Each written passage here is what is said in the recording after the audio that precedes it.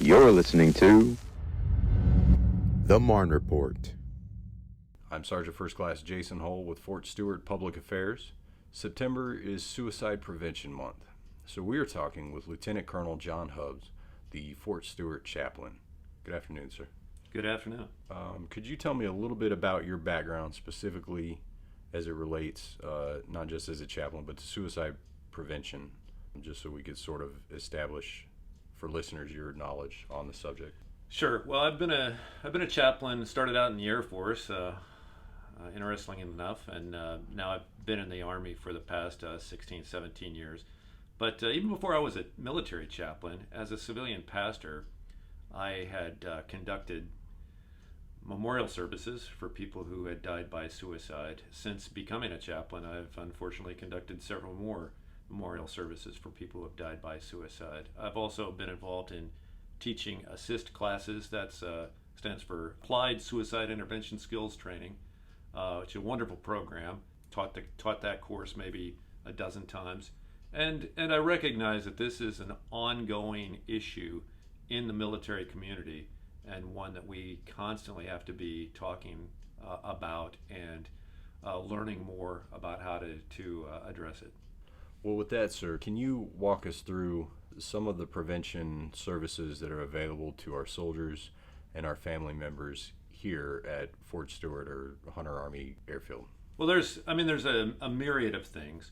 There are many different kinds of counselors, all of whom I'm sure are willing to talk about suicide, from behavioral health to MFLACs to obviously chaplains to counselors off post, medical providers, a lot of people. But the case that I would like to make today is that when we talk specifically about suicide prevention, the real front lines in that is battle buddies and frontline supervisors, the people who are with folks every single day of their work week. And that's something I'd like to discuss a little bit more before the end here, but could you talk to me a little bit about maybe what might impede people's attitudes towards engaging with a leader or a friend?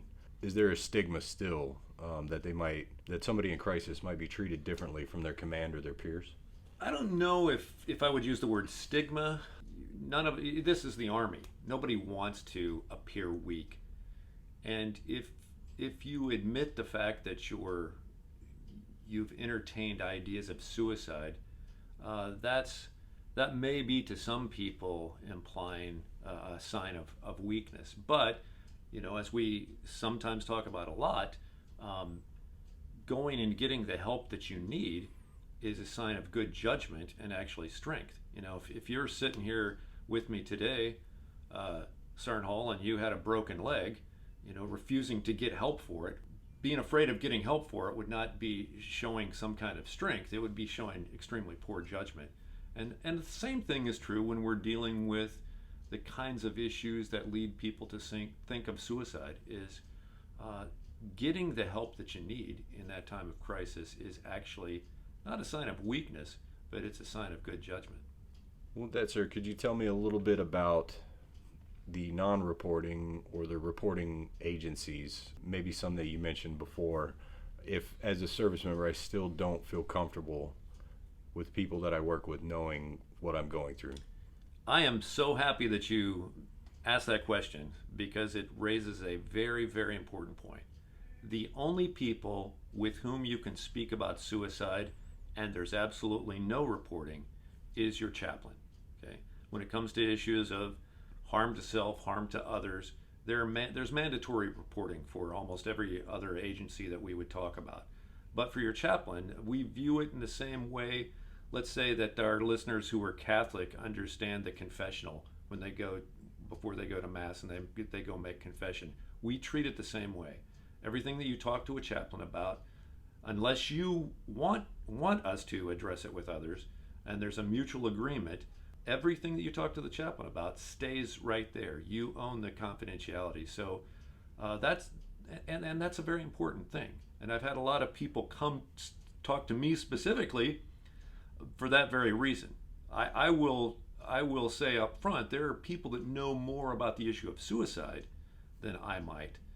but those people that might know a lot more about suicide don't have the same thing to offer in terms of absolute confidentiality. So could we transition at this point from the discussion of prevention to intervention? And I've read that almost half of the instances where someone in crisis reported that they first had thoughts of suicide to the time that they may have made an actual attempt was less than 10 minutes. So going back to the proximity of friends, leaders, and peers, the opportunity for intervention could be very short, and this sort of illustrates why everyone should be aware of the signs and how to help someone in crisis. Your thoughts on that, sir? Well, I think the point that you're raising, I don't know, I haven't seen that statistic, and that certainly doesn't match my experience, but it nevertheless remains the fact that we need to be able to respond in a timely manner. And what that raises in my mind is the fact that we need to know about people's lives. I have made this point over and over that the sad irony of the time in which we live is that we're connected to the other side of the world by means of social media and the internet and email and everything else.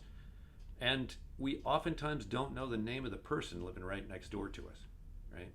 And I think it's a kind of a false sense of connectedness, where the real meaningful connectedness that we all need, especially when we're going through a time of crisis, is a close relationship with people who are in geographic proximity to us. Because if you're, Sergeant Hall, if you're going through a difficult time in life, that praying hands emoji that you get on Facebook from your friend in Idaho, that doesn't mean too much. What you need is a real flesh and blood person who's there with you to hurt with you and to be somebody that can share that pain. Well, at this point, I want to plug a little bit of information about the Veteran Crisis Line as well. Okay. It was a year or two ago that the number 988 became the Suicide and Crisis Lifeline, and that veterans could dial 988, but then press 1, and they'd be connected to a service that's free and helps veterans connect with confidential, round-the-clock support with people that are trained specifically to support veterans. The website also has an anonymous online chat service and a text messaging service too. Do you have any thoughts on any of the other intervention resources available to people?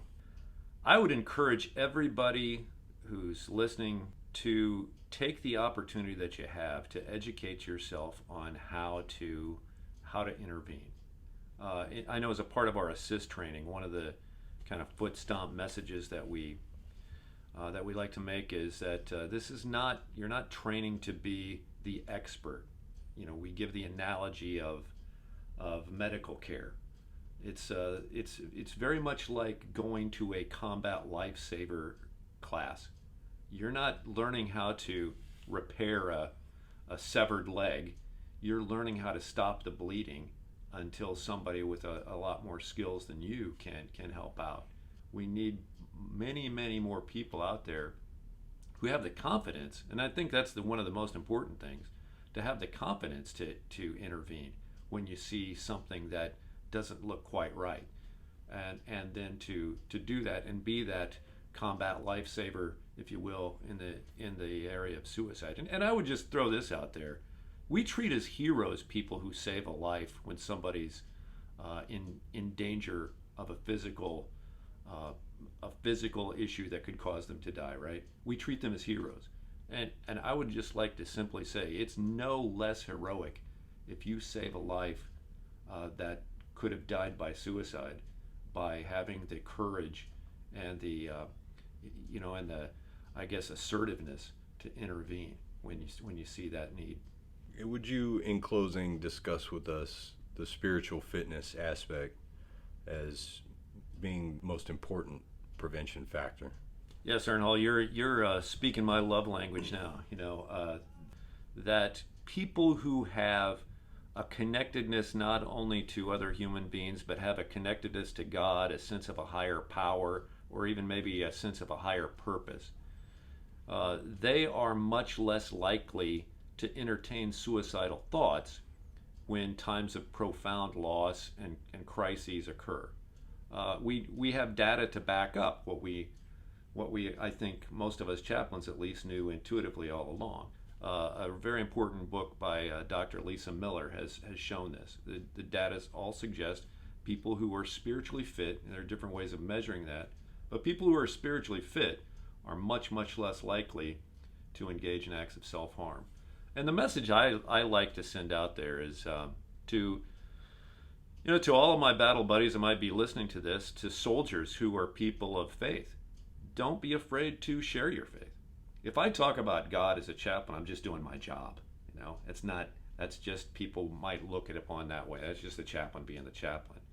But if you or anybody else who's a soldier speaks about how your connectedness to God helped you through a time of crisis, that becomes real, and that becomes powerful, and that becomes something that other people can draw strength from and learn from and incorporate into their life as well. Well, thank you for joining us today, sir. Again, this is the month of September. That's Suicide Prevention Month, so this is a very, very important conversation to have, and to have early this month, but to also be aware of all year round. Yeah, thank you so much for giving me an opportunity to share a few thoughts. I hope that somebody listening might be given something to think about, and maybe we can plant some seeds that'll help save a life somewhere. We can hope. Thank you again, sir. Thank you for listening to the Marne Report. This has been Sergeant First Class Jason Hull with Lieutenant Colonel John Hubbs, Fort Stewart Chaplain, Rock of the Marne. The Digital Garrison app is your one-stop source for all things Fort Stewart-Hunter Army Airfield. With the DG at your fingertips, you'll never miss out on upcoming events, installation updates, facility and gate information, weather, shopping, and so much more. Digital Garrison is free from your phone's app store. Download today.